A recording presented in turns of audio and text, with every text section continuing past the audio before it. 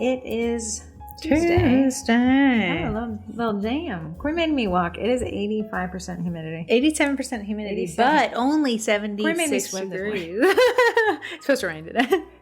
It is. This is my second week of getting 10,000 steps in a day. 10,000. You're talking a little loud. Like I was whispering. Why are you walking so much?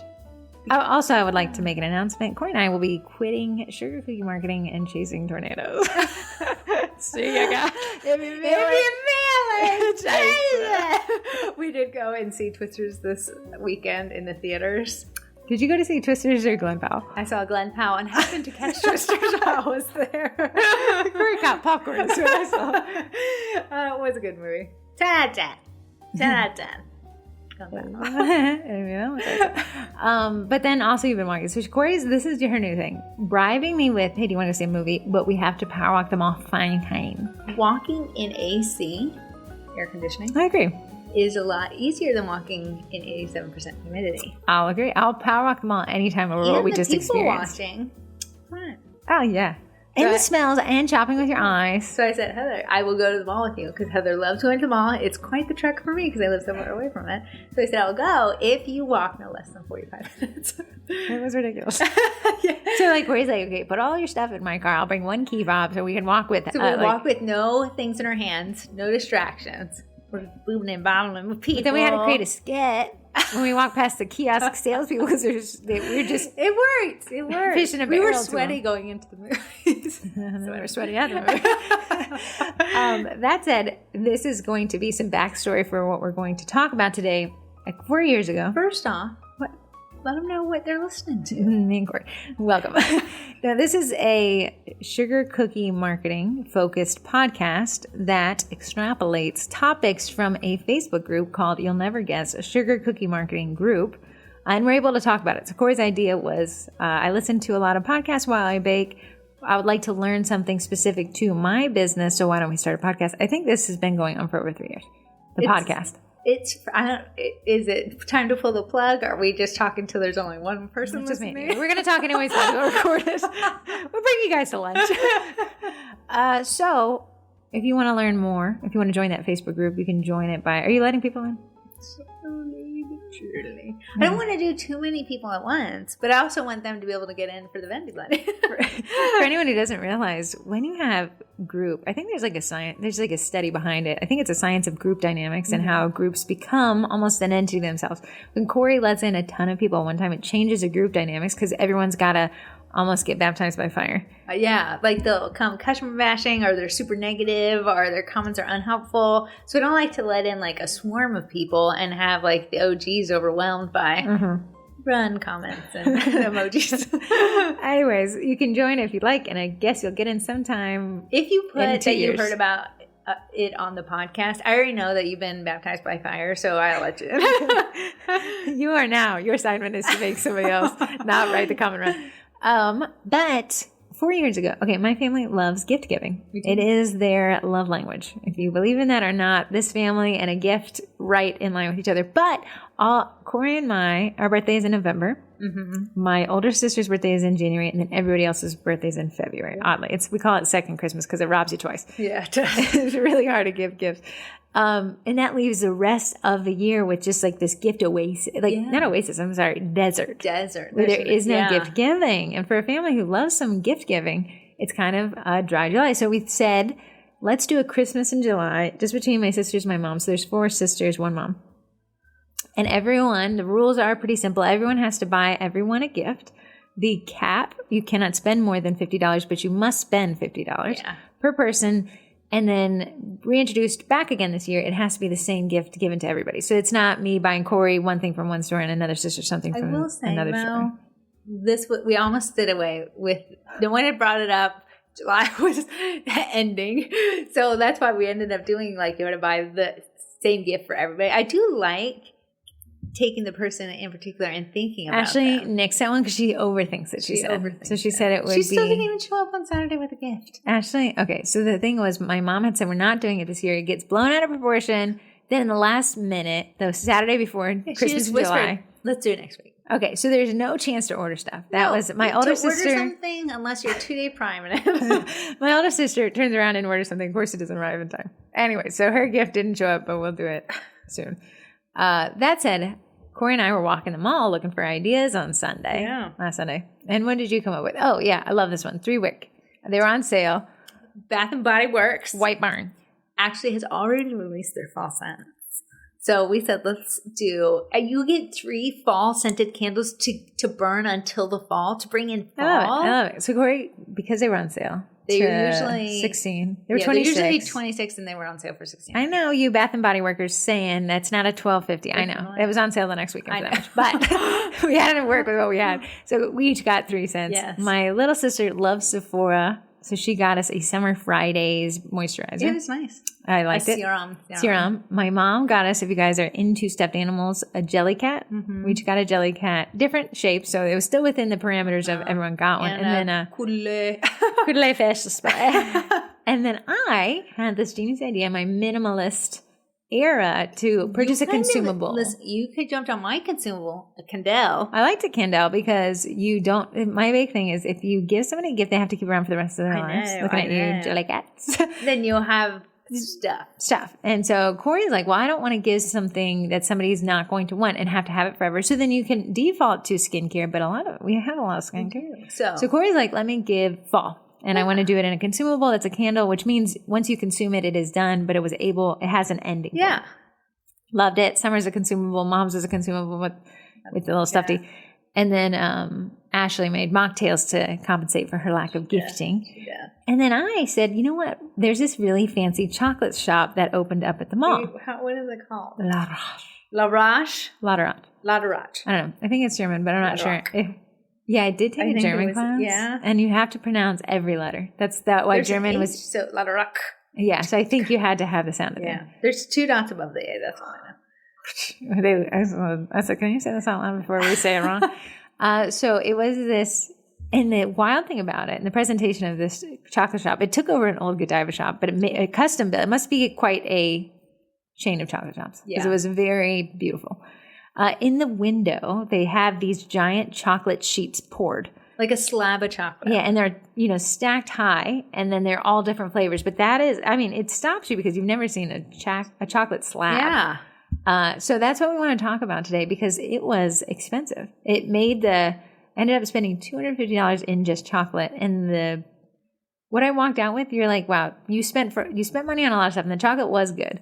However, it was everything else that added to that cost. At the end of the day, chocolate is chocolate. Cacao is cacao. Corey and I said Dove chocolate. If you have those little Dove squares, I'm be honest, they're delicious. They're delectable. And if you had told me they were Läderach squares, I would have been like, delicious, delectable. So what made this chocolate shop so much more expensive than Dove, but I still didn't give everyone Dove chocolate? And that is the marketing and everything that goes around price to make price seem more palatable. Here's the thing. You were making a luxury item with custom-made, hand-piped cookies. Oreos are out there.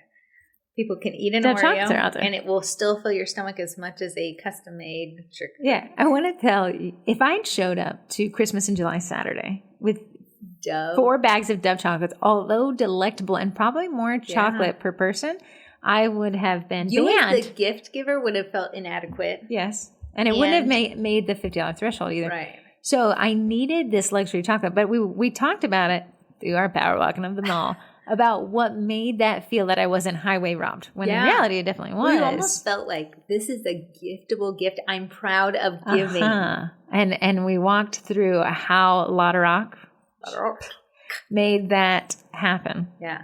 And that's why we called this podcast Choc-A Lot, because that's what it costs. And then the price versus value. So Corey wanted to talk about first packaging. Now, walk us visually through the store. Okay, the store, you can have a store where it's overly stimulating. There's too many things going on. Looking at you, Bath & Body Works. Yeah, Bath & Body Works. So the smells will get you. If the smells don't get you, the colors will. But this store it has little tiny squares of shelves, and on each shelf was one little box. a box of different sizes of these chocolates, and they were wrapped so perfectly. Like the sheet, if you bought one sheet, it was about $150 to $190. No, it was $100 to $150 depending on the weight, and that included the nuts. So if you wanted nuts, those are hefty weights. But the box that you got, if you bought one slab of chocolate, was gorgeous. It even had a bow on the corner. Yeah, just stunning. Just doing it. And so around the store, you could see how you could box these up. If you wanted a little taste test of each one, what it would look like in a specialty gift box there. I would say almost 50%, if not more, of the store was packaging options. Yeah, I want to say a quarter of the store was actual chocolate. Right. They knew exactly what they were there for. This is gift-giving chocolate. Yeah. This isn't Saturday night by yourself watching TikTok This chocolate. isn't unfoiling foil on your little candy kisses. This is Christmas in July chocolate.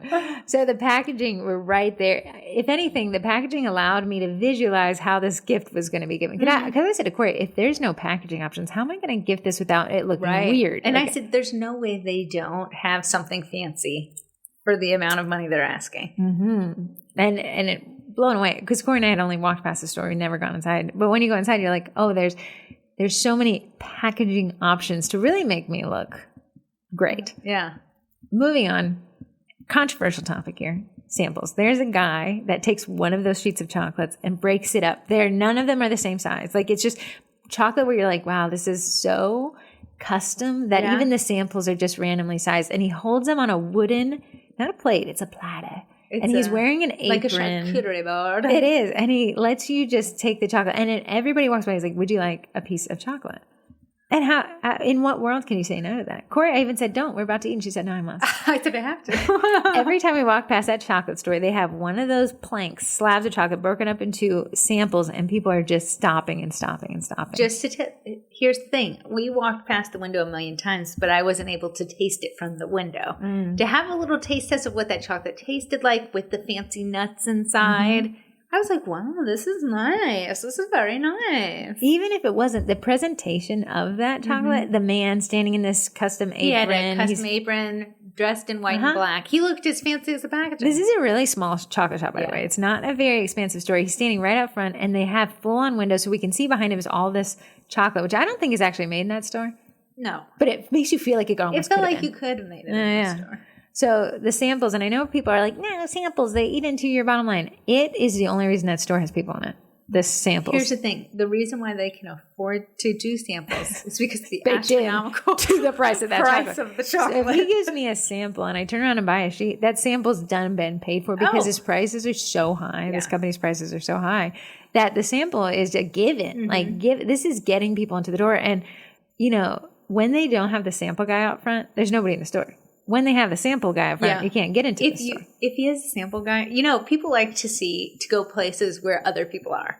It's a sign that if you ever go to a restaurant, you're the only person there. You're like, I don't know why I'm the only person here. Must not be good food. The wait staff is just looking at you. Absolutely. Can I refill your water? But when he's out there with his little try this free little chocolate, it creates an emotion, like an energy. There's people around. They're standing and waiting. Makes it feel less weird to go inside because you're not so focused. Like, please buy something from me. I need something to sell. And the samples were fresh. The samples were very easy. I think it was. I don't think it was our lowest cost item. It's not like just the milk chocolate. He gave us one with the nuts, macadamia nuts. I think so. Yeah, it was delicious.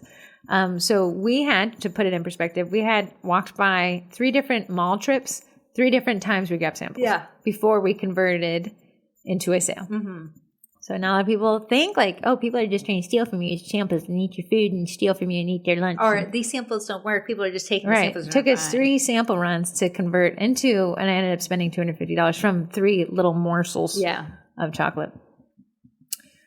This one, their location. So they do have a storefront. I know a lot of us don't have storefronts, but that doesn't mean location isn't important, especially when you do vendor events or when you're setting up a cookie class. Location isn't important. Now, they have this stunning storefront. It's a full glass front and allows you to see those chocolate slabs. I think the chocolate slabs do a lot of the marketing for them. If it wasn't there, I wouldn't have stopped so many times to be like, what? If it was just where you had to look in and you saw the truffles maybe in that far away thing, I wouldn't have been so... So their location is right next to the outlet of Macy's. So I'm sorry, not the outlet, the exit of Macy's. Yeah. So when you're walking out of Macy's into the regular mall, that's where they're at. They're by a common sitting area. Malls put those sitting areas in there. And adjacent to them are 2 stores that actually, jewelry store, luxury. Yeah. And next to it is like a little tchotchke store.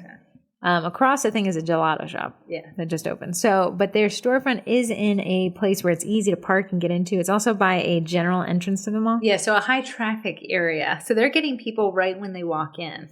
If your malls are like our malls and the big department stores have shuttered, and the whole wing where that department store was cannot seem to get its footing. Yes. This is not there. Now they're not there anymore, chocolate shops that try to open up in those wings. Because there's no foot traffic drawn in by the big anchor store, those stores turn over so fast. Yeah, so honestly, if you're thinking about a vendor event, if someone's like, if people love this specific vendor and you know that this vendor is a go-to, it would be smart to park your spot next to them. Even if you're like, but they're going to get all these people. Yeah, but the people are going to cross over and see your stuff. Granted, not if it's a competing baker. Right. I wonder if you could pay a premium to either have first right of refusal for good spots. Like if I pay more, or if you could say, can I choose if I sign up early? That commitment, in the exchange for that. So if I was at a vendor, based off of what we see with this chocolate shop, I would want to be towards an entrance, right? There's a huge vendor event that goes down in that small town Occoquan that we talked about. Yeah. It's huge. They shut down the entire entry. It's overwhelming. It's overwhelming. But you can tell at the people who are at the beginning where the shuttle drops you off at are cleaning up because you're getting everyone. It's hot, so people aren't going to travel all the way to the end. It's hard to get to the end. It's hard to get to the end. There's so many people. But you can tell just from location where the entry is, where the drop-off point is, where people are tending to walk through. Those are the places that you truly do want to be. Yeah, so if you could strategize to how to get in a vendor event and get one of those either first locations, which may be seniority, people who have been doing the vendor event, but work your way into it. I know a lot of people are like, well, I'm at a vendor event, that's all that matters. But location is a huge factor if you look at anything like these mall shops. When I go to the farmer's market on the weekends, the shops that are right next to where the cars park, I tend not to go next to because I'm like, oh, it's so busy over there. Like I don't want someone to like run over me. But the ones that are like on the outskirts next to the sidewalk, they're always got a ton of people. Because you're like, oh, you can just walk in. Like a little sidewalk. So at the entrance, the most convenient side of north. The most convenient side where there's less cars parked is where people tend to congregate because you're walking in and you don't feel like you have to, like there's I don't understand why the cars are here.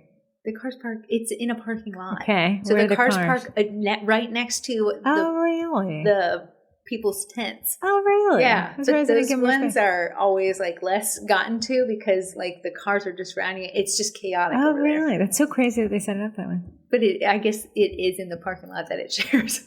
Burke has one. It's in a parking lot, but you know how you have those little aisles where the medians are? They block off one complete aisle. Yeah. So yeah, focus on location. If you are brick and mortar, you are in a weird math problem of you're in a commercial lease and you're held to it, but also you have an advantage over bakers, specifically from a Google Maps standpoint. We're going to save that. Okay. Me and Heather have done tons. We have gone to every single brick and mortar bakery. Corey's making us, against my will, taste test every bakery. I love going. I love going to support a brick and mortar. I love tasting, but we have our thoughts on what will make and break the brick and mortars. Okay. We'll talk about that later. For brand ambassadors. Okay, so we go into this chocolate shop. Now, here is the difference. Corey and I did go to a local bakery, and nobody was at the front.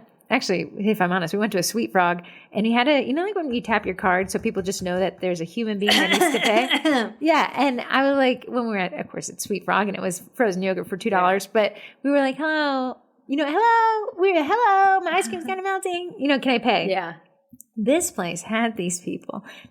Corey's like, I wonder how you pronounce it. Then emerging from the back. Almost like these people were popping up. I want to say they're passionate about a brand. It's a German brand. And she was like, here's how you pronounce it. It's actually owned by 3 brothers based out of Germany. The one brother, he's a CEO. The other brother, he's in the kitchen. He's developing this. She even said, I think he's a culinary genius. Yeah. She said his combos, they're always delicious. And I'm always like, I don't think those would go together. But when I try it, oh my goodness, it just melts in my mouth. And then she goes on, a third brother, he's more in the back end of things, but he's really what makes this all work. She's impassioned. She's an employee. I don't think you a brother. Right. Are you one of the brothers? Are you the sister? So when the difference between going to a Sweet Frog and having to beg to pay versus here where they're just offering. So I point, my little sister's there. Her name's Summer. One of the chocolates is called Summer Flowers or something. She was like, oh, can let me try this one. I said, oh, I don't know what the flavor is. Immediately, someone appears from the back. Can I give you a taste test? I'd be happy to let you try this before you purchase it. Like, these people are so accommodating that I'm like, no, save your chocolate. We're going to get it. I know. The problem is sometimes when you go to a farmer's market and you can tell, like, maybe it's their niece or nephew that's manning the booth and they're on their cell phone and they don't give you the time of day, one word answers. They don't feel as passionate about the business as you do. Yes. Because it's your business. I want you to be as enthusiastic about my purchase as I am. Yeah, I want you to act like I'm the best person that bought from you today and you can't believe I graced you with my presence. Yeah. Versus when you go to these shops that we're talking about, Sweet Frog, I'm dogging on them because it was so like I was inconveniencing them spending my money there. Versus the employee having that much passion makes me think that she's probably very well taken care of either financially or with perks or bonuses or something like that because she was so excited to talk about them. And it really made the experience feel more luxe. Now imagine everything's the same, but I have to go in and ring a bell to try to get somebody to come out. Yeah. That would have felt so weird. And I know you and I have gone to places in the past where we're like, we're just going to head out because nobody's here. We can't really. So when you are manning a booth, and I'm guilty of this too. I used to have to do vendor expos for property restoration. If you ever want to watch your eyes bleed, that's a place to get it. At the end of the day, when you're tired, your feet hurt, it's so hard to have that energy. It is. But the energy made all the difference for me to splurge. So I did buy an extra piece of chocolate for Summer. So that energy where he's offering, hey, do you want to try this? You don't even have to buy it. Just try it and see if you even like it. He's so excited. She's so excited telling us about this chocolate and how the geniuses, the words she's using are so pretty. It made it feel more valuable. The chocolate. Yeah. And that's the difference between if you have employees or if you have your niece and nephew working, changing them from just employees to ambassadors of your brand. Something where they're so excited to talk about it. And it is so hard to maintain that energy each time somebody walks into your booth. It is. But if you've ever been to a farmer's market and you have the person in all this day, like, hey, I'm happy to answer any questions. Once I went to a farmer's market and I wanted a watermelon. Yeah. And the guy came out, he's like, oh, if I could point out, this one's going to be the best. Oh, I'm sure you bought it. Clearly the farmer. Heather loves Talk to me, Goose. But on the flip side, when you walk in and somebody's on their phone sitting down and they barely, Corey and I went to this shop in a local Aqua, and the lady, it's a very small shop. We're the only two people in it. The shop is, let me tell you, tiny. We're right next to the owner. But she's not greeting us. It felt like we're raving over absolutely trying to be kind. Oh, this is a baby. Oh yeah. And they got nothing back. And Corey and I leave, and the first thing we said is that was so weird. I'll never go back. Yeah, I'd never go back. But that was an opportunity. She didn't know that we have this whole community group that we're going to feature her shop, and we did. So don't get mad at us. But you could have made such a lasting impression there, right? Because when we went to a chocolate shop in that area, the guy's asking about us. It made it very personal. Although his chocolate was not anything like this $250 chocolate, we still bought just as much because it felt like he was excited we were there. He called himself Willy Wonka, and you could have fooled me twice if he wasn't. He also had a whole script he went through. And I was like, this is so funny. This is what I wanted. But that other one where the lady's like, she was on her computer running the business. Busy, for sure. Right. But you did not make me feel special. It made me feel like I'm inconveniencing you walking into the store. Yeah, I'm the distraction for your tea shop. Number 5. They did not. I ordered a lot of chocolate. I think I bought 5 half slabs. I couldn't. Hey, money bags couldn't get a full slab, buddy. I couldn't get a full slab, so I got 5 half slabs. Maybe even one was like a quarter slab, so I stayed in the price. You did 4 halves, 1 quarter, and then a little taste tester. Instead of giving me a discount for buying bulk, because I think I was buying more chocolate than the average chocolate buyer. I mean, around Christmas, I'm sure they're just making bank. But this time, I was spending more than I could hear the other people being charged. They did not say, well, since you've ordered so much, let's give you a discount. Instead, he said, you've passed our $150 threshold. You get an insulated bag to carry this all in. It is so hot outside. I thought that was such a nice treat. Yes. It's a bag. It had their brand on it. I was basically a bag brand ambassador. Marketing. Yeah. It had their chocolates really big on it. Corey took it because she wanted to transport cookies with it. But instead of giving me a bulk discounts, which would cheapen their product, see, remember, they're not cheapening anything here. Everything is more expensive, They gave me something free. And this is going back to the packaging. I didn't buy one of those cute, they sell truffles and chocolates, the only two things they sell. I didn't buy one of the cutest bags, but they still took each slab, put it in a custom cellophane that was branded, put it in a very nice, what do you call that bag that's made of like paper, but it's No. It was I don't know. It had a finish on it. Yeah, it was a very nice structured bag. They put tissue paper in it and put those tissue paper bags in this insulated bag. It was great. I didn't have to worry about carrying anything. I didn't have to worry about anything melting. Yeah. I didn't have to worry about wrapping it. Yeah. It was already done. They had already thought. And that packaging made me think, oh, this is great. I don't even have to think about giving this gift. It is already ready. Half the time we were there choosing chocolate, but half the time it was him packaging these so nicely. Mm-hmm. Because I said, these are gifts. And he was like, let's get these. He said, do you want me to individually package them? Here's the thing. I think most people go in there, they are gifts. Yeah. I think it's rare that you'd say, like $150 slab for myself. Could you just imagine me I'll be taking them right here. Do you need a bag? No, I'm going to eat it while I walk. I'm just going to carry my slab with me, snack on it while I power walk them all. So instead of giving the bulk discounts, they gave me free stuff. So let's go back through it. Number one, packaging. Packaging was this differentiator of this place. 2, the samples. They got me 3 samples and they had me convert. 3, the storefront, and specifically their location. Had this not been at Macy's, where we power walked past 50 million times because Corey's making me walk the ball, Corey and I did not walk the pipe stems of the shuttered. We did. One of them has a really secretly nice bathroom that nobody knows about. We do walk there. That is the only reason I go to that one. The brand ambassadors, the employees are impassioned. I don't know if they have autonomy, but whatever they're doing there, these people love this company. Mm-hmm. 5, instead of the bulk discounts, they're not working at discounts. They're working in, you spent so much, let me give you a little something more, which is really nice. Number 6, seasonal options. Now, this is Corey's topic. So they didn't have a ton of offering there. You're not going to go in there and be overwhelmed by the options.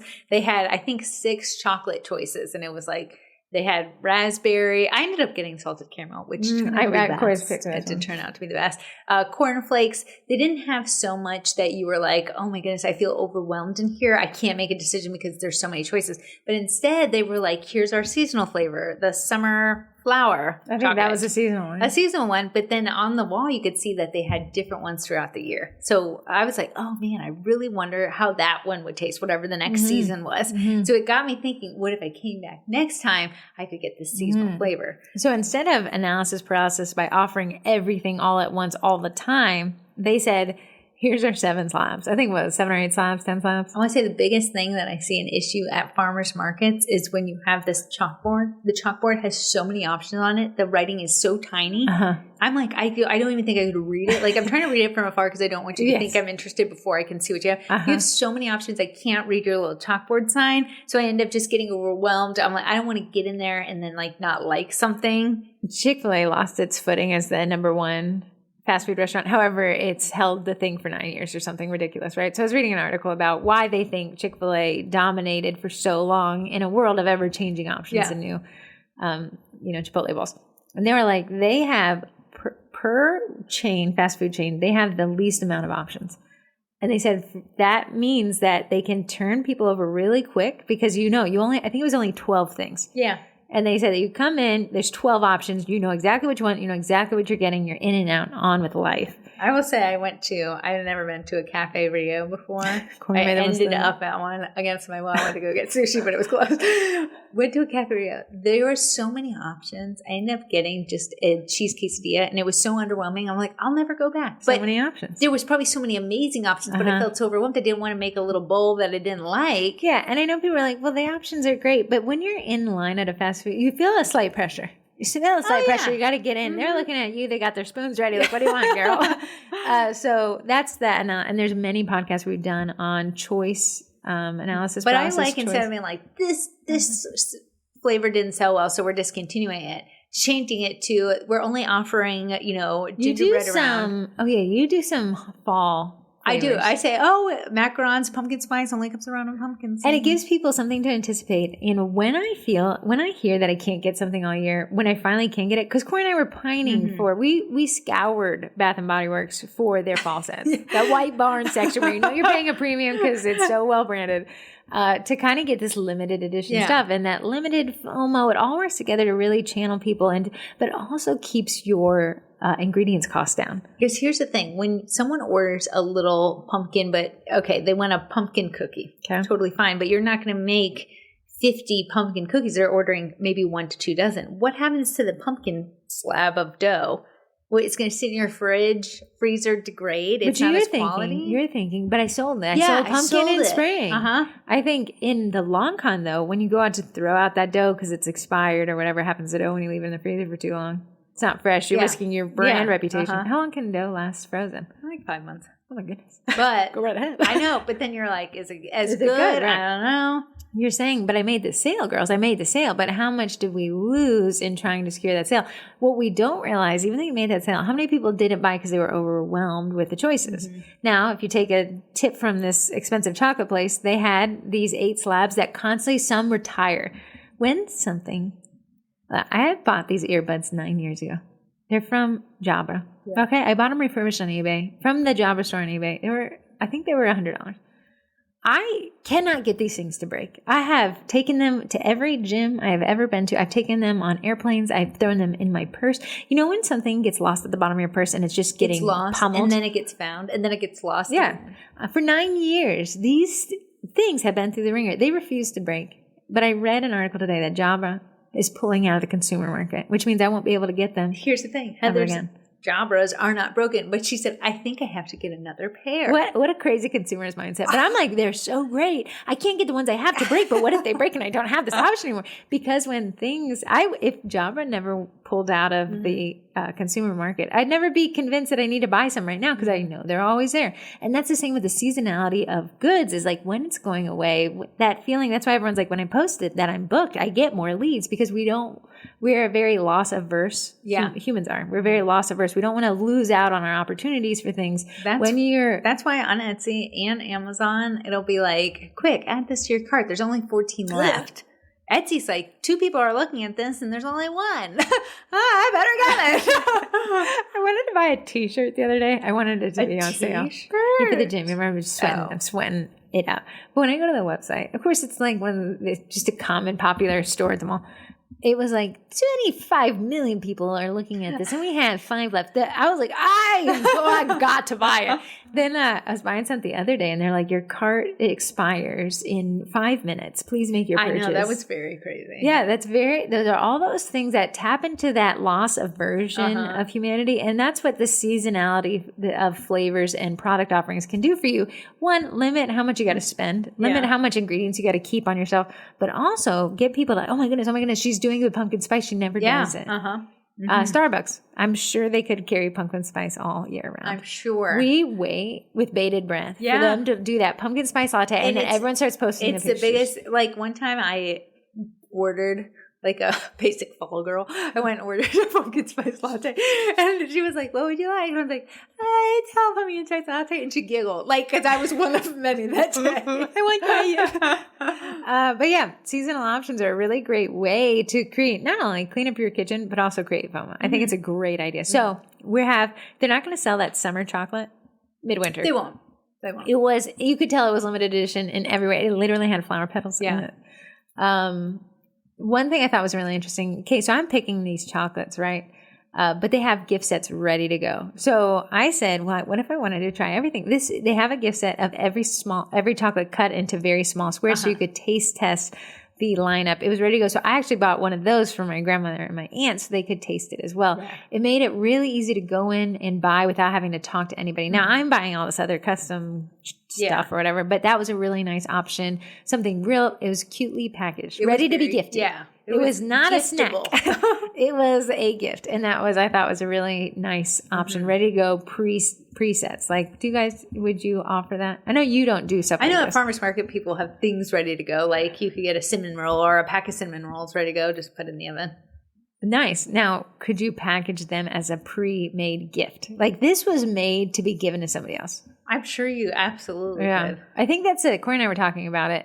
This place is like, we're not selling your dessert. We're not selling food. Yeah, we're selling a gift.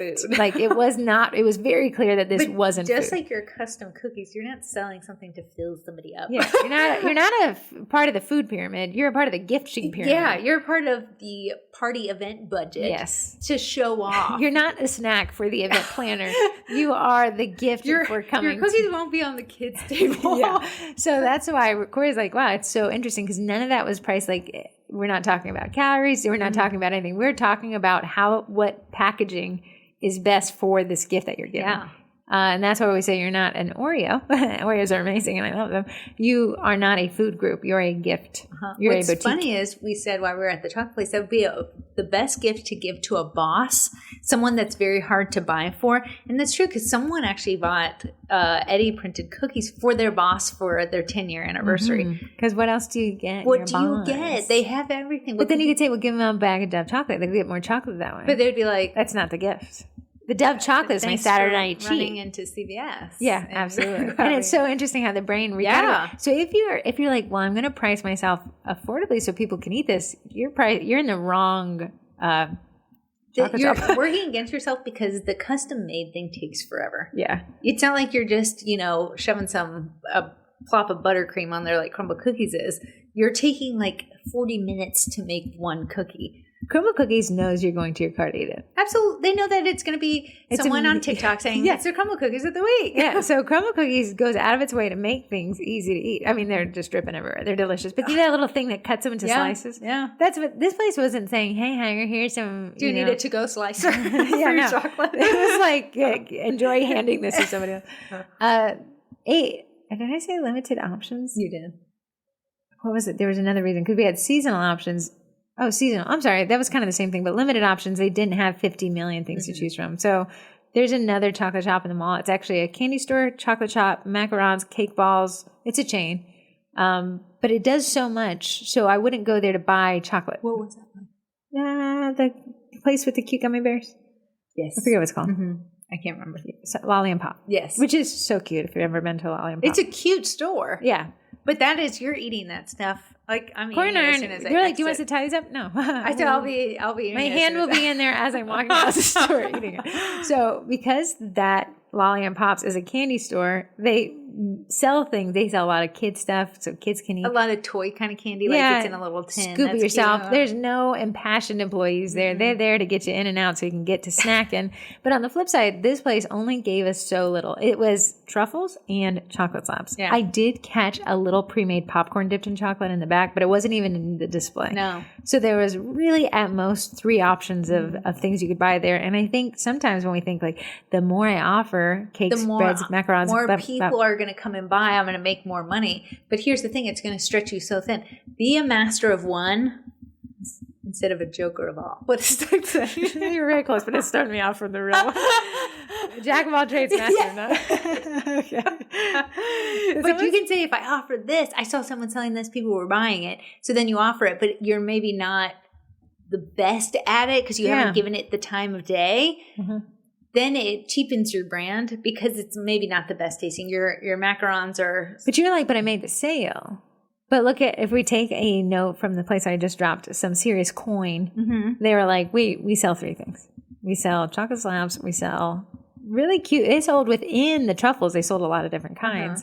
And then in the back, the popcorn was, I only think you could say, what is that over there? Yeah. Bring it over here. So they really had a limited menu. So we have seasonal options. And within that, you're really kind of creating this FOMO of like, oh, I get whatever they push out. And that's the exciting thing. I think Crumble does a great way. They do it through their flavors, which are retiring flavors that are coming. Yeah.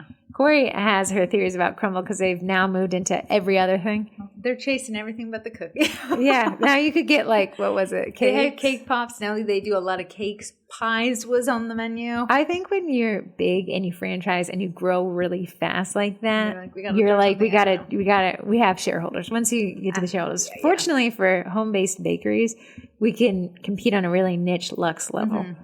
I don't think we're going to see a Läderach franchise anytime soon. No. Then customization. So initially it said, how much is a slab of chocolate? And the guy absolutely floored me when he said $150. And I was like, can I break one of those? Like, can we break that up so it's cheaper? And he's like, absolutely. So they allowed me within my budget. Again, they didn't come down. They said, well, we'll give you the full slab for $90 because you're cheap. Yeah, they were like, I'll break it in half. Yeah. And you can get a portion of it. Yeah. So I think a lot of times giving people, like, I know people are like, we don't do no, is it full run? No, we don't do discounts for bulk orders. But they said we don't do let's find something that fits your budget. And to the other way, some people will get a pushback on price and be like, well, what can I do to fit into your budget? Because you want to make the sale so bad. But it cheapens your brand, and now they know that there's wiggle room. How you're going to work around this, if you're going to take a note from this chocolate shop, is, hey, I can do the same design, smaller cookies. Or I can do smaller cookies, and we can do 3 colors instead of 4. Or we can do smaller cookies, fewer colors, and we can do just a fewer amount of cookies total. The 2 designs that you had to have, we can focus on those and then do easier one for the rest. And I think that's what your client is actually asking for. I know we get this trope because bakers support bakers that the client is just trying to get the most out of you for the least amount possible. I think the client's trying to get a gift. If I'm anything like that client, hey, listen, dude, I even told him, I said, we do this weird thing. I got to stay within a $200 budget. And how can we break this chocolate up? And he was like, we can break it. It's all by weight. So we can break this as small as we need to stay within your budget. He didn't punish me for being cheap, although I was. And he didn't give me a discount. Yeah. He instead made the offering smaller so that we could fit within my budget. And I really appreciated that because that's what I wanted. Yeah.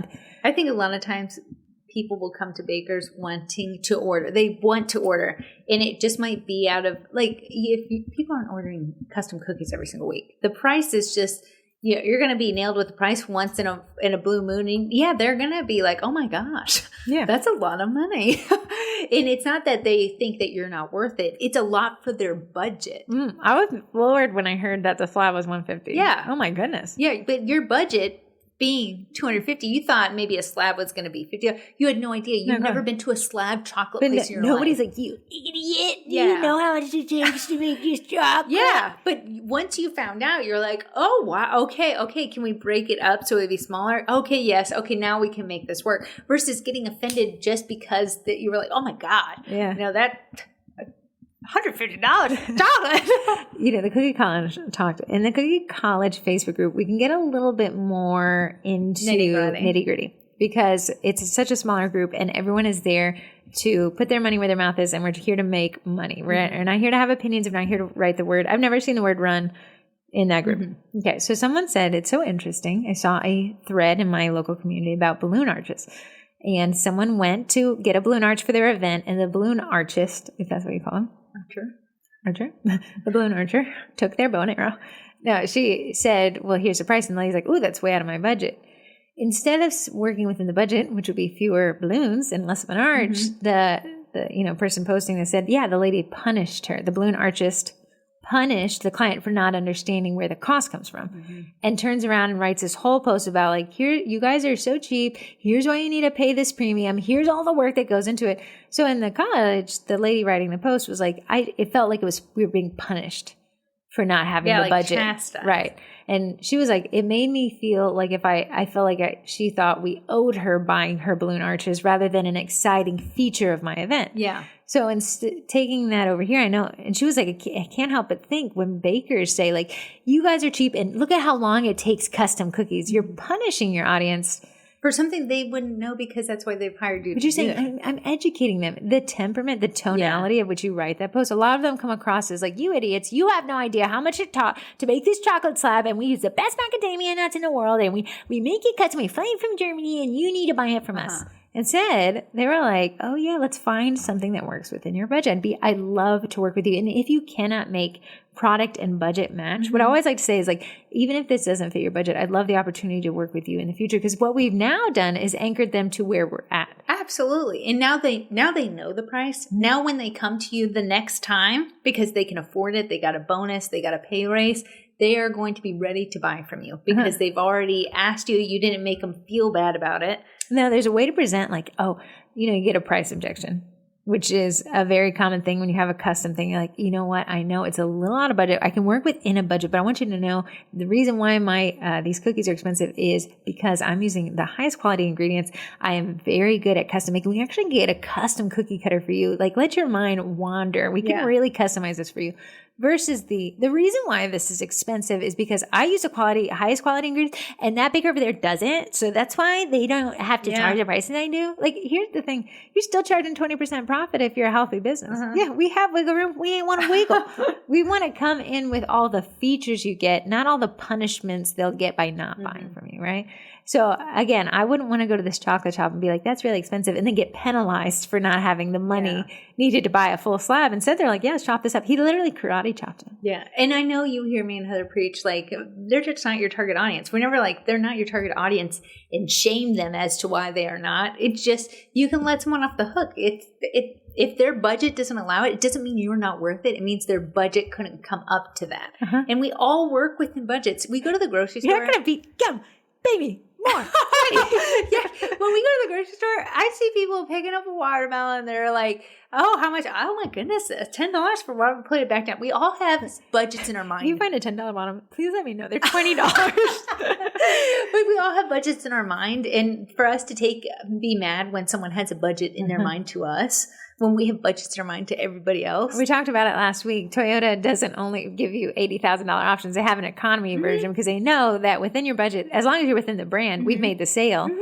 You know, I think that was, and so number 10, my last one, and Corey and I struggle with this one a lot. I'm showering. No, the presentation of the people. They were all in uniforms. Yeah. They all wore gloves. And they all were had very matching formal aprons. It looked like they were the chocolatiers, to be quite honest. And I think it made me feel like they were making it back when I don't think that they were. I don't think that story goes that far back. But we talk about curb appeal in some podcasts where you make your house. Corey's putting on vanilla candles to make it seem like she's baking on pickup days when in reality it's a utter lie. But, you know, looking nice, putting on nice clothes. And I know I hate that. Is a struggle bus. That's a struggle. It's hard to put on. It's hard to do your hair. My hair is in a bun. If I have to bake, my hair automatically goes in a bun, and I'm always baking. It's always in a bun, and I look like a boy. Yep. And when people buy it from you, they're like, "Wait, this is the baker here." I don't really know too much about her, but I know she's very popular. I'm not the baking twin. Artie Magoo, wears custom high heels that are painted to look like. And if I took a cookie decorating class, that's what I want to imagine my teacher looks like. I want. She's got beautiful hair. She's got beautiful makeup. She's got beautiful outfits. She's got these very put together, and it really adds to that premium. I'm sure she could charge more. Yeah. For the fact that she looks like she charges more. And when we go to the chocolate shop, these people, they all had button-down white shirts. That seems like the opposite of what you'd want to wear at a chocolate shop. But boy, did it make them look formal. Snazzy. It really added. So when they said the price was $250, I wasn't floored because it had to have been. It looked like it was $250. It had to be $250. The packaging is all really bright white lights. They have white floor. You're elite when you're wearing white shirts, white floors in a place where chocolate is bound. Here's the thing. We have walked past. The chocolate is against the window. How many people have touched that window to point at a chocolate slab? Unbelievable. Licked it is what I did. Are always clean though. Very. The place is super clean. There's no crevices where you're like, oh, the dust bunny running rampant over there. It's just very clean because that's why when you go to when you go to an edible food place, they all had gloves on. They all had aprons on. Everything is very clean. Like Corey and I were talking about, some restaurants will put in dark lighting so they don't have to clean as much. This had the brightest lights. Yeah, so you're like looking at the grout. You can see all the crumbs. Grout's always a big giveaway. That presentation really made a difference, and it made that purchase feel right. Yeah. If everything was the same, but they were in their Sunday cash, they were wearing jeans and a sweatshirt, I would have been like, that doesn't match. It's so funny. Lolly and Pops makes them wear that same uniform. Yeah. Yeah. I mean, it's vibe. I will say a lot of times, like, people will come in the evenings, and I love to take a walk in the evening. That's a problem because I'm dressed for the walk, not dressed for the customer. Because as soon as I'm like, contactless porch pickup, it is. And that presentation can be as far as how you get ready, but it can also be your yard work. And Corey's been focusing a lot on presentation of yard work because you think clean stoop, clean kitchen.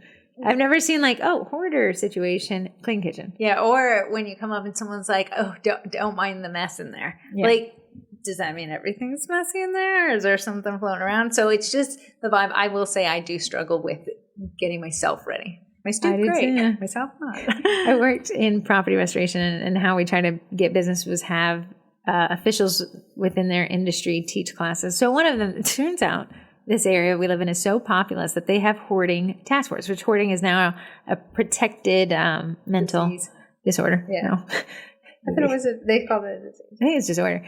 Anyways, the hoarding task force guy comes in and he was like, oh yeah, we have, I think it was level 1 to level 3. He said, but the clearest sign that we have a huge issue is when the hoarding situation comes outside.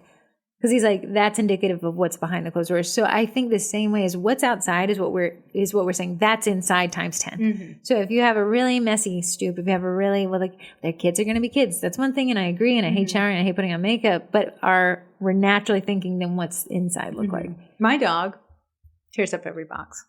We don't have a box. I never saw a box down. We have Ray. But Ray will rip up a box. I think he thinks he's doing it to protect you guys. I think he's misaligned box taking down. He honestly thinks it's his job to take boxes apart. Yeah, man's earning Here's the thing. He rips them to tiny little pieces. They're everywhere. Mm-hmm. So Nate loves to leave them for trash day. But I don't want someone to look and be like, is there a ripped apart box in your kitchen? Listen, Ray was so just bending over, picking up a few things. You don't have to make it look like your kids don't live there or no one lives in the house. But you know how to set order to things around the house. Mm-hmm. I know. I look so much cuter with a makeup on. Mm-hmm. I know. I look ridiculous. I look like your brother without it. Yeah, I sent you a picture of us. Corey sent me a picture of myself and herself. We didn't have, you had makeup on. I always have makeup on. It just doesn't always look good.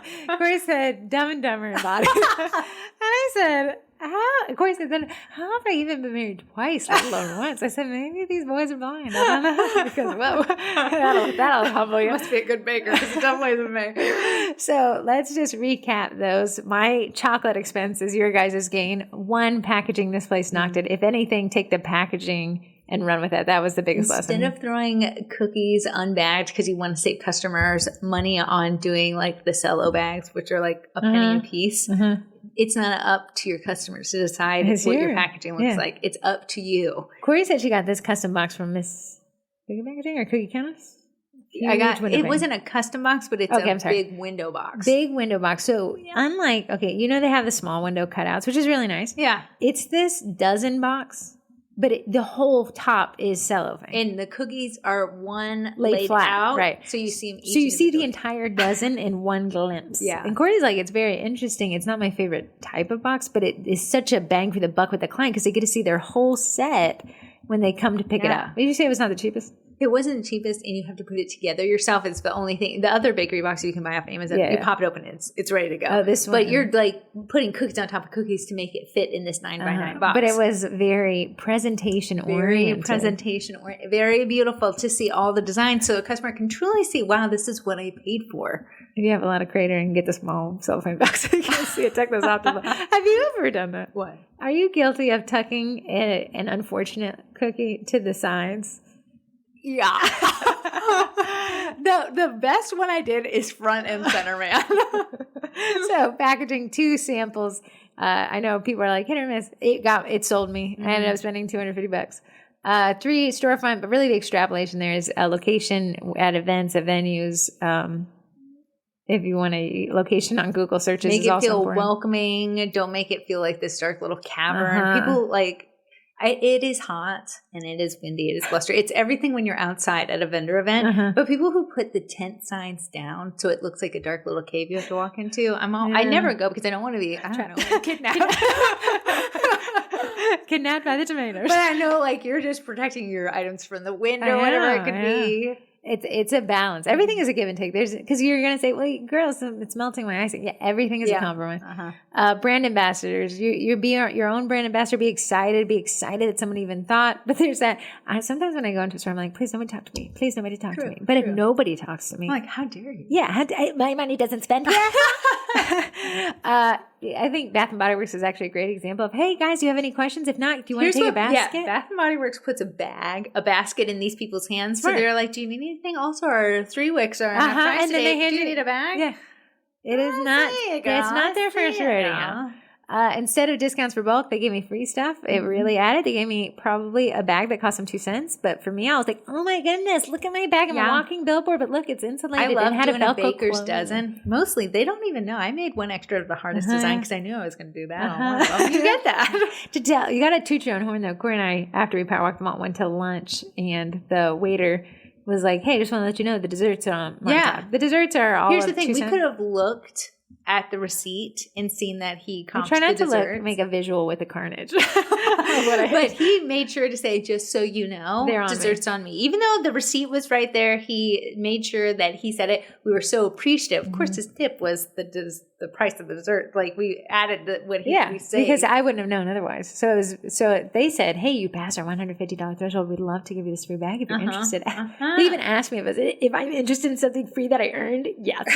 Because I make sourdough for fun. I had baked 2 loaves. I make sourdough for fun. I just like to be like, do I still got it? Still got it. So I had made 2 loaves. Nate can't eat it fast enough and I'm on a diet.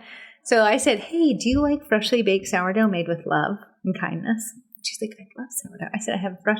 It's so fresh, I can't even seal the bag. Yeah, but how much is that? Was better? Your sourdough cost you nothing to make. In fact, I think you had to make it, or the sourdough revolt to make. But instead of saying, "Hey, to secure this deal, I'm going to discount you," instead say, "If you want to," I'm a sucker for if you put $10 more in your cart, you get something free. Yeah, never seen one. And it's a great way to get word out that you offer something else. It could be macarons, and you had a few extra that you could give. You could do that. And that's another great way. Instead of coming down on price, because we don't want to do that, it'll be the last chess piece we move, we can come up on offering. 6 seasonal options. I'm a sucker for things that come and go. I love that Starbs. Fall doesn't start until that pumpkin spice latte. I don't even drink it, but I'm like, pumpkin spice latte. Okay. Yeah. Okay. It is time. Pull out my sweaters. Gift sets ready to go. Really easy. Again, we're not food group. We're not Dove chocolate. We are gift givers. This is for the gift, something ready to go, ready to package. I like macarons, really locked in gift packaging. Cookies a little bit harder, but you can do gift sets ready to go as well. Sourdough, people are really packaging them ready to gift, like craft paper. They're wrapped in. It looks really, really cute. That's with some twine. It's hard to make bread look pretty. Yeah. And if you can, great. And sourdough people will find a way. They do. Limited options. Again, they only offered 3 different things that I could see there. And maybe stuff comes and go, but that's all that was in the store. You're going to have people say, do you offer gluten-free? One time, me had made a mistake. Someone said, I need 2 gluten-free DIY kits. And if you can make those 2, I'll buy 30 regular kits. To make the gluten-free, I wasn't even confident. And before you guys revolt, we did tell her it was baked in a kitchen. Absolutely. They did not care. They was like gluten intolerance. Yeah. It just hurt your tummy. Yeah. That's okay. But here's the thing. I didn't feel confident giving it to her. I don't make gluten-free stuff. So I'm like, this could taste like sandpaper. I don't care. They already know. Limited options. Yeah, that was ridiculous. Because Corey's like, well, I had to buy this. It was so much more expensive. The flour without flour in it. Whatever you would call that. Customization. Again, they did not scold me for not having enough to buy the slab. They cut the slab in half. And I was happy and they were happy and everyone was happy. And then the way they presented their, not only a store, but themselves made me feel like this is clean, this is nice, this is expensive. Yeah, it just screamed. It all matched at the end of the day. Yeah, it really was quite the experience. My mom and my little sister were there and they were like, whoa. Yeah. And I was like, whoa. The reason why you give Sweet Frog and Froyo those places a little bit, you're like, well, the frozen yogurt's $2. What I got, you're not coming to the front of the store. It really makes sense right now. Corey and I love going to Sweet Frog. I don't know. I'm sure it's like COVID Listen, I love zero. Ice cream, but I can't have it. The closest I get to is Froyo. Yeah, but we're not buying it at the grocery store. We're going because we can make our own swirls. And I don't put our own want a stuff big thing to store in the freezer. I want a little treat. I just want a little sweet treat. Yeah, but I went to Vienna, so my husband did it. Yeah, and when I walk in the corner, I'm like, wow, this place is like, we'll just sit there quietly eating our customized yogurts and be like, look at that dirty. Look how dirty this place is. And we're still here and we know it. Look how dirty it is. The bathrooms are just. Listen, the Sweet Frog bathrooms, I don't know if where you live, they're immaculate. They have been long lost and forgotten. It's like the doorway to hell is through the Sweet Frog bathroom. God has condemned a sweet frog rather than no saving just here. random things in there, little party supplies. So well. A sweet frog, they working up a scale, I guess. You always see, I think it's very interesting how most of those froyo shops have closed up. It had a boom a few years back. And there's no sustainability. If everyone's pouring into a market, eventually you can get a Sweet Frog won. I don't know why. Brand recognition? Consistency? Yeah. It's not like they're marketing anywhere. It's not like you're cleaning up, so they don't have that cost. Here's our Sweet Frog wanted to add boba teas because they were like, I see the market for boba teas, but you don't go to Sweet Frog for boba tea. You go for frozen yogurt. Boba tea's in a boom here in this area. And that's what they thought. Yeah. And listen, now they have a debunked little boba tea section that is taking debunked because nobody wanted it. Defunct because somebody also wanted it. It's the old TV holder now. Like when you walk in, you have to walk past this. Yeah. Boba it's really godforsaken. Just how they're still in business is beyond. You know the refrigerator and you've unplugged it. Now it's just a storage that you can see through. Okay, moving on to the Vendy Blendy. I'm just going to actually, I'm not going to read through the names this time because you can go type in thevendys.com and see a Google sheet that I keep updated. It actually automatically updates. We have 36 Vendys. 35 Vendys. Nice. I didn't count my header cell. And we have 1,518 pendies. I had to actually stop signups. I had an overwhelming response. I thought raising the discount was going to slow people up. They are doubling down. Because of that, this is going to shape up to be one of the biggest Vendy Blendies. It's grown every year. So yeah, but this one, okay, it's grown every year and nothing has changed. Now we actually increase the discounts. So this should be fun. Eventually, I'll open it up. I'm still letting last year's vendors sign up. To slow up the signups, we're going to raise that entrance fee for new vendors. And I know because you guys know what you're walking into. Those people had signed up and I changed the cards on them. But all that entrance fee money goes to the door prizes, which are, I think one year we did an Eddie. Last year we did 2 carbon bamboo printers, and then Eddie donated one, so we had 3 giant door prizes. And then all the vendors were doing that. And the vendor giveaway totals with that door prize stuff is around 6,000 to 7,000 already in door prizes. And the door prizes, the requirement for the door prizes, you do not have to spend a dime. So for my minimalisters out there, you can still win something. You don't have to spend any money. It's quite the vibe. Yes. So those are our numbers. If you want to pendy, go to vendyblendy.com. I'll take you to the Facebook group. If you want to see the vendors that we have so far and what they're offering, go to thevendys.com and I'll take you to a Google sheet where you can get on Facebook. Websites. Can you just search Vendy Blendy by Sugar Cookie Marketing Group? Search the Vendy Blendy. I'm guaranteeing nothing named that is going to show up. So you can search the Vendy Blendy and everyone will pend till the day of the Vendy Blendy. So you're going to be in there pending for months. But it's like going to feel weird. It's going to feel like set it and forget it thing. Yeah, as long as you're pending, you're good. You're golden. And then we'll continue. When I get closer, although can you believe it's almost the last day of July? No. August, September, October, November. We have 4 months until the Vendy Blend. It'll be the November 29th.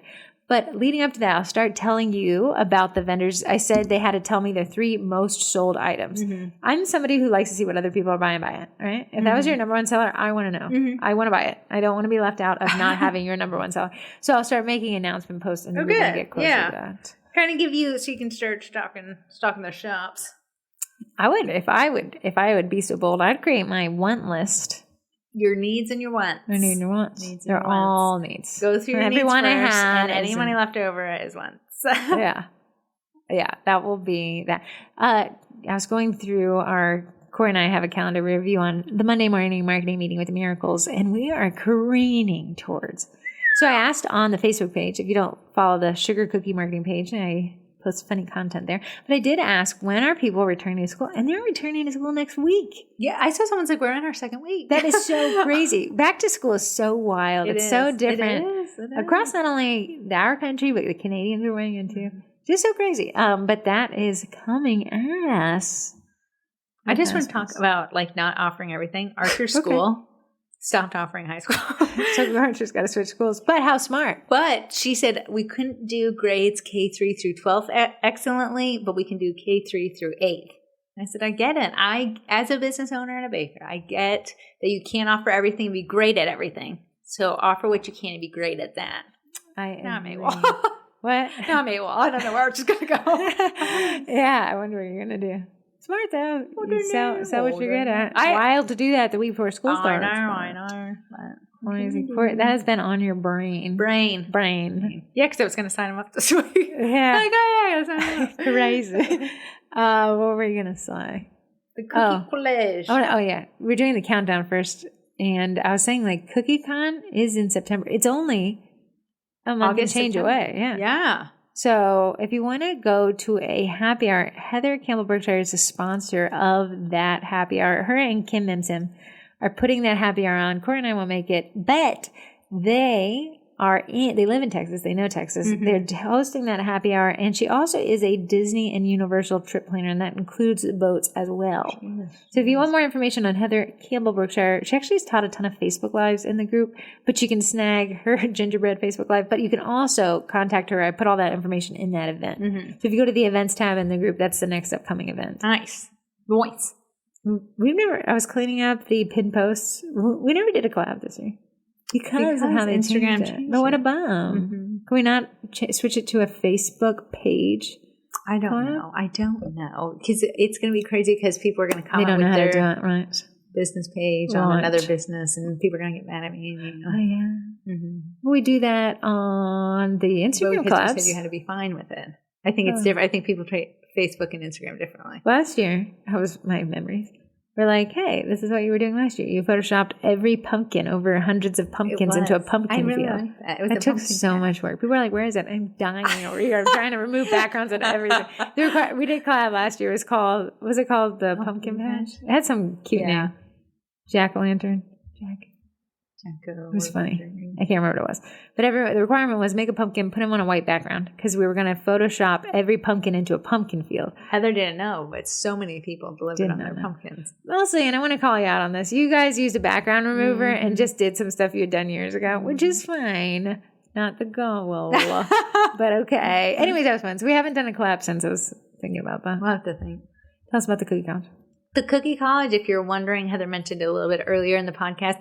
It is a paid membership that me and Heather offer if you like the way we talk, the way we teach. Sounds like I can't even hear the way you talk. I hate the way you do talk. Then this is not for you. The Cookie College is a paid membership. Once you sign up, you get access to about 90 courses, all of the Cookie Class kits, which teaches you everything you need to teach a cookie class. The Cookie College includes how to teach a cookie class, the Cookie Class kits, which are included in the Cookie College, as well as everything you'd need to teach a cookie class. It's so funny. Corey and I are actually teaching our own class, Sweet Sugar Singer, Taylor Swift. We're teaching that on Saturday. Yeah, I know. I was prepping all week for it.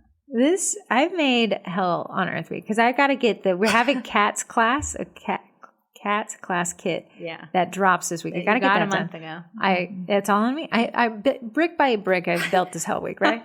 I had to get the digital downloads in, which is another membership we offer. I like to throw in a few more transfers, even though I've got you guys your July transfers. And then we have a class on Saturday. And then Ruth Ann is getting her carpet replaced. She got the carpet replaced 2 years ago. Let the lady I had to have, nothing makes you realize what you don't care about anymore when you have to move it. Yeah, as long as it's all perfectly stored. And now, Corey's like, you're getting rid of so much stuff. Yeah, because I've had to move it. Yeah. And then you're like, I don't want to move it back. Anyways, if you want to sign up for the college and you want to join the Secret Super High Society Cookie College group on Facebook, once you sign up, you'll get an email and it'll inform you how to find that group and to join it. And once you join it, you can get all the freebie photos in there. How can I sign up? You can sign up at www.thecookiecollege.com. And actually on there, you can see the different memberships we do offer and find the one that's right for you. If you're just starting out, the Better Business Bureau Basics is probably for you. It's 13 foundational Better Business Bureau courses that are set. I thought you did a business. Baker's doesn't. You get the transfers. Yeah. So there's 12 courses and then you get the transfers. And if you're just starting out and you're like, I don't even have a Facebook page, let alone want to know what SEO is in a Google My Business profile, you can start off with the foundational course. There's a teeny little thing at the end that you can get. Discount code. Get that grandfathered in price. A lot of people do that, and they're savvy. You can buy the Cookie Class kits by itself. It's its own membership if you already know how to teach a cookie class, but you just want to take the hard work out of it. Yeah. You get everything you need, and that includes promotional social media posts are already cropped, ready to go to upload it. If I sign up today, do I only get one class? Great question. No, you get all the classes for 2024. If you sign up for the Cookie College, not only do you get all the 2024 classes, you get those 2023 classes. That'll be 20 classes as of this week. That's insane. And that's a lot to pick from and a lot to choose from. You'll have so many things that you can choose. I will say we're going back for October, November, and December will all be like right on target with the themes, because that's what people mostly sign up for, is they want a Christmas class in December. They're not going to do. If we said, so the Cookie College gets a lot more than the class kits, but it also gets not only the class kits from this year, it gets from last year. If just the class kits were all you got in the college, that'd be $3.80 a class. I want to kill myself. There's so much work. It's insane. Yeah, but there's such a great, Corey and I only teach them now. Forget the old stuff. We're teaching all the crap. These are very cute, very fun, very easy. So you said the cats class was pretty simple. I like simple classes. It's easy to film with kids, moms, parents. But this Taylor Swift class, I actually find it to be one of our most complicated classes. It'll be the most involved. Which I find interesting when I was going through the sign-up list. Usually we have only groups. This is a lot of one people coming by themselves. This one we even scrape the icing for the inside of the mouth. So I had to get a bunch of icing scrapers to scrape the inside of the mouth. And I left off tweezers, although you had that included. I have tweezers on there. I brought tweezers. You brought tweezers. Well, this is going to be a hellish class to teach. It's not going to be. They're going to have everything they need to be. I prefer. Okay, listen. I've taught somebody. Heather, you don't bake? No, I don't. But I can teach these classes. I prefer the easiest classes for people getting started because it makes them feel on top of the world. But when they do this class, the Swifties, they're channeling Taylor Swift. It's not even about cookies anymore. But I like the cats class because it's adorable. It's adorable. And it's easy, and everyone's going to be successful. And I will have that posted this week, even though I got to move my computer for the carpet. So if you want to sign up for the memberships, hang out with me and Heather a little bit longer, you totally can. By going to thecookiecollege.com. Sign up. See you in there. Be there, be square. We'll have our podcast sponsors. Eddie. Is he going to be a vendor? No. I tried for 4 years. Eddie knows his worth. You can buy him for $3,000, and that is astounding. That is a lot. But he will pay for himself. I know. You got to trust the process. It's so funny. In the Cookie College, somebody had said, hey, what's something you bought and you just didn't have the courage to open? Me, Cricket. I actually never even opened it. I gave it to my cousin. You're insane. But a lot of people are like, Eddie, I had him for months, and I just was so scared to get started on it. But when I finally opened him, it was super simple. Corey and I got him delivered and opened him the same day and printed on it the same day. It's the fear mongering of, oh no, he's so big and he's got to have these apps. It's people saying like, I'm just not techie. It's not a techie requirement. Although they have a guy or a girl, I don't know, you can get an hour-long coaching session, even if you buy a used one, where they'll just show you how to set it up. And it's in your language. So they ship all over the world. They do. They do. Oh, they announced last week their own refurbished program. They said they went through the caverns of their warehouse and found every Eddie that they could discount. No point. Yeah. So usually you have to sign up for a refurbed wait list, but then you're selling them. Oh my! I think it was like $2,300 at $3,000. $2,300 is quite a discount. I'm a refurbed girly through and through. I love me a discount, especially when it's manufacturer refurbed. So Eddie, the edible food printer, you can learn more about them by finding their Facebook group called Eddie Printer Users Group. And just be inspired. Inspo is central. But really great sponsors, really great company, really nice people. They'll be at CookieCon because they were looking for people who love Eddie to demonstrate it throughout the week. So you can go you can go see it in person if you wanted to. Yeah, watch him print on cookies. You almost have to see it to understand it. It's insane. It looks like a regular printer, but he's printing with airbrush food on coloring. On food. And it lights up red, green, blue. Yeah, I know. I love it. Next up is Bakety Bake. Bakety Bake is a company that makes the meringue powder that I use for royal icing cookies, and it's called Royal Batch. It's my favorite meringue powder. I've been using it for years now. When she requested to be a sponsor for the podcast, I said, I have to try it. I don't push things I don't believe in, but I've believed ever since. It's just amazing. It has 3 ingredients already in it that you would typically have to add to it, which is white food coloring. I've run out of all the other ones, so we'll be using Bakety Bake for the Oh no, not the nice stuff. So it has white food coloring in it, corn syrup, and vanilla extract. I think for this class you wouldn't want stuff that crusted so quickly, right? That's good. We'll have to be using the Royal Batch. Yeah, I think you need to give them the best. I know. So, well, I'll be excited to explain my favorite that they'll be using. Gloss over like that. You can use code TWINS and save 10%. And I think she had trial sizes now that you can buy on her website. So if you just want to test her out, you totally can. Idea. Yeah. It's not a bad idea. That takes us, we're trying to get Vicky to Bake to do the Vendy blending, but I've never seen her run at 25% off, and that's the requirement this year. So we'll do what we can. Mm-hmm. I'll do what I can. Do what I can. Do you have any text messages? Oh, I forgot. No. If you want to text in, this section of the podcast only happens when you make it happen. You can text into 571-556-5644. Is that correct? 571, yes. And you can just text in, text a question, text a comment. If it says something choose your favorite twin, text an awesome. I want to know who you are. If you say, I hate the twins, we probably won't read that one on the podcast. We have one. But we will hold it in our hearts. Happy Tuesday, ladies. Since you rarely, if ever, take off your marketing caps, is there anything we can learn from our businesses from the Olympics while we're watching over the next 2 weeks? I'm sure there are plenty of marketing nuggies from community over competition to the ads themselves we can learn from. I'm so curious to hear your take on it. I have not been watching the Olympics, but however, what I have seen is it seems to me and I'm not sure if the Olympics account is on TikTok, but the Paralympics account is on TikTok, and wow, their marketing is astonishingly entertaining. So the Paralympics, instead of taking like kind of a formal approach, which you kind of would expect them to do, they took a really humorous approach, and they've taken the Paralympics concept and the people and the participants, and they've put them and shoved them into TikTok trends. And it's so funny. It is so entertaining. And people are like, I cannot believe this is the official Paralympics account. And it's so funny. And it's brought a lot of light to the Paralympics. Right. In a way. So I know like when we think of, the Olympics is formal, Paralympics is formal. I think this different brand voice, and that's what I'm going to say, is I haven't been able to watch the Olympics. I'm not sure if I get the channel or even. I've watched the recaps, I guess. Yeah. But I didn't even need to seek out the Paralympics to see their content. And I'm like, wow, this is phenomenal marketing. Yeah.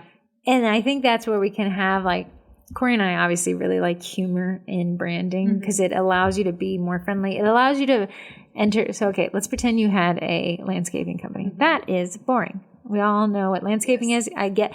Before even clicking on a landscaper's content, I know it's going to be pictures, which is great, but that's what you expect. And it's not very interesting. It's not going to garner a lot of likes. Now, if you could have the landscaper, the guy who owns a company, to do some of these TikTok trends, oh my goodness, it's so There's a funny. Hilarious trend, and it's the millennial, like where they're letting a millennial edit a video for. We only do see us. Okay. These like older owners will hire a Gen Zer to film them to do this content, but the Gen Zer, being this like funnier generation of kids, will only leave in the mistakes and edit out the good parts. And while I would have never watched the video with the good parts, I think it's so funny to watch the mistakes. And I think you can't have 100%. Spirit Airlines, not Spirit. What's the Ryan Airlines out of UK? They don't even fly into America, I don't think.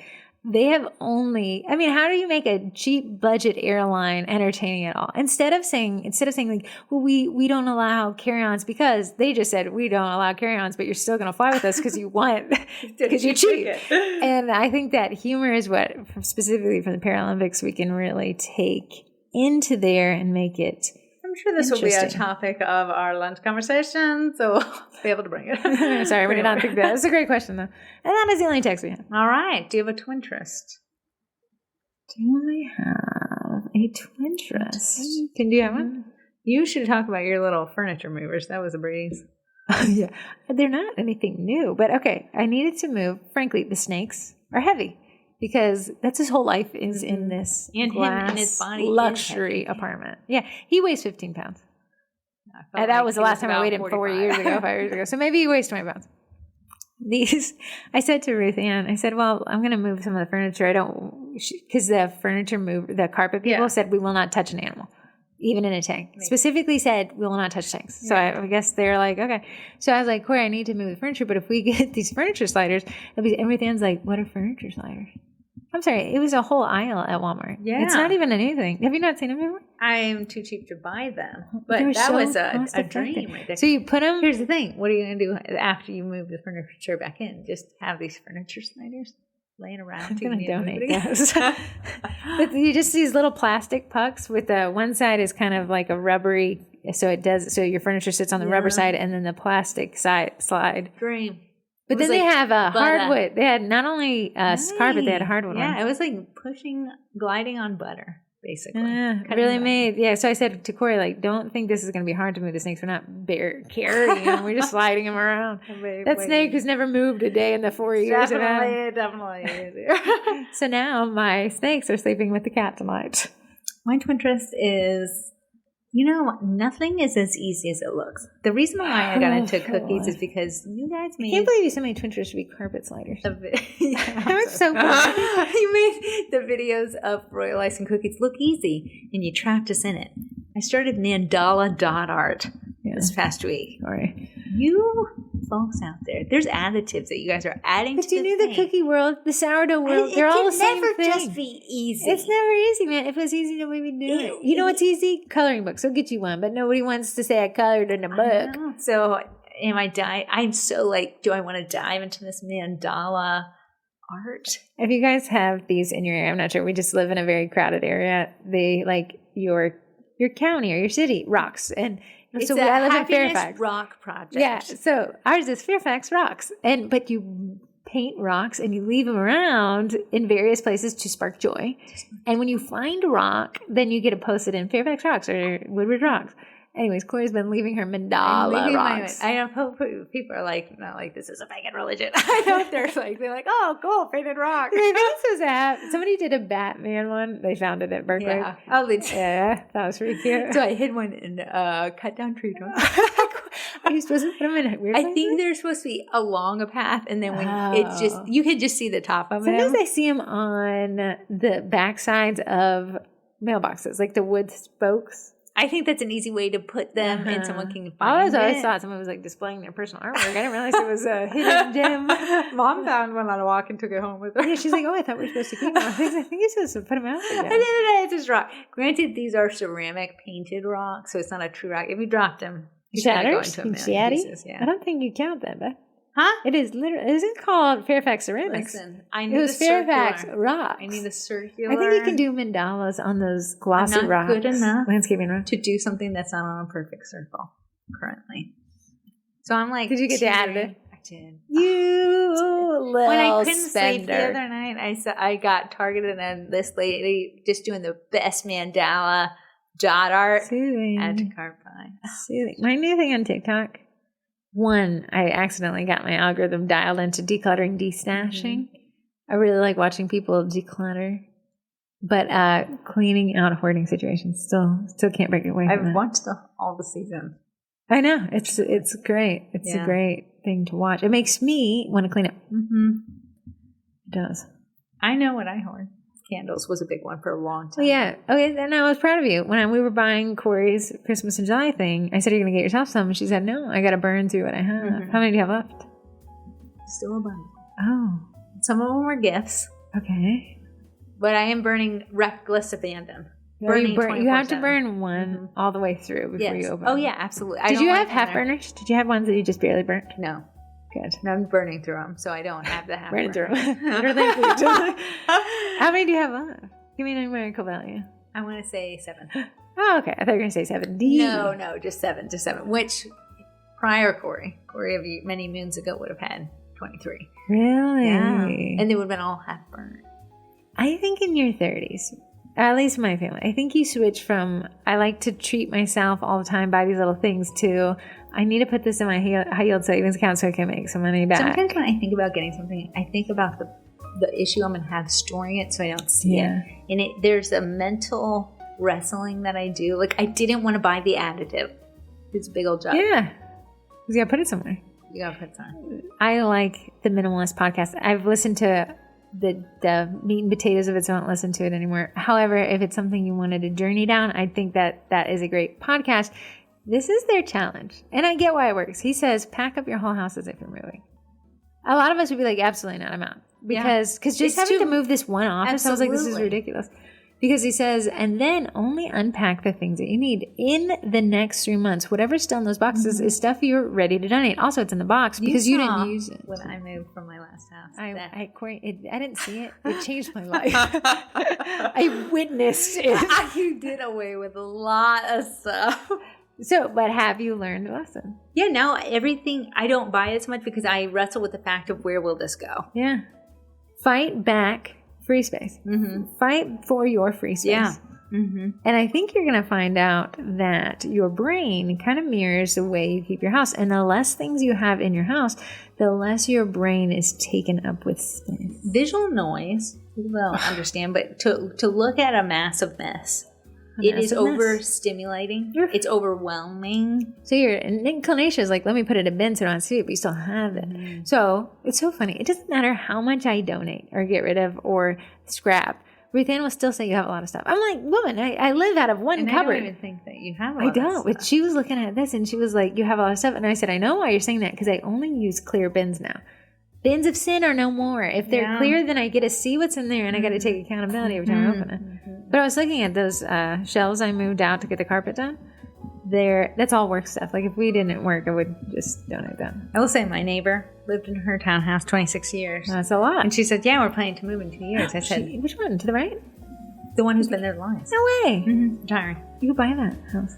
She says, you don't even want to know the things we've collected. She's like 26 years of never having to move. She said, I am not excited about it. This is a phrase that kind of released me. The minimalist guys were like, if it's under $20 and less than 20 miles to repurchase, Walmart is your closet. You don't need to keep that on hand. You could just go to Walmart and get it. So treat Walmart as your free closet. Yeah. And then say, to the point is like, oh, I need Post-it notes. You don't need to have them in a drawer waiting for yourself to need them when you need Post-it notes. I had an issue with that with the parchment paper. I would buy, if one ran out, I'd buy two. So I'd always have one ready to go. Propagating. Now, where's the other one? The other one doesn't have a spot. It's designated spot. It's taken by the one I just bought. So every time I use something up, I'm just, oh my goodness, trash day. Yeah, it really is relieving. And then not to replace it. If you didn't need it. At the end of the day, am I going to Target twice a week? Yes. Will Target always have parchment paper? And if it doesn't, there's a million places to get parchment paper. Listen, it's everywhere all the time. Ah, man, it's hard to be a human. I hate myself for it. I found a cute Dutch oven. It was the shape of an apple. But I already had a Dutch oven. Did you buy it? I bought the apple one. I haven't used it.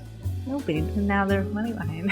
He's very cute. I love looking at him. Anyways, that is our podcast today. I don't think we missed anything. I don't think we did. I don't think we did. Okay, guys, off to go get some of that Choc-A